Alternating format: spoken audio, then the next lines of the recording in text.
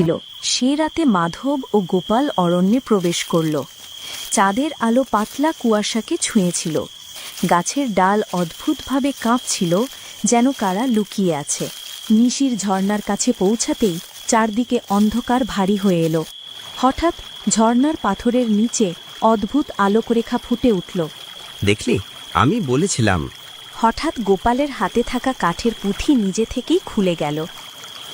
ভেতরে লেখা ছিল, সাহস, সত্য ও ত্যাগ এই তিনেই খুলবে পথ, লোভ হলে ধ্বংস নিশ্চিত।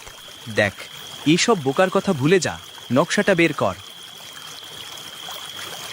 নকশার প্রতীক অনুযায়ী দুজনে পাথরের উপর হাত রাখতেই চারপাশ ঘুরতে লাগল। পাথর সরে গিয়ে এক গোপন সিঁড়ি দেখা গেল। নিচে ছিল অন্ধকার ঘর।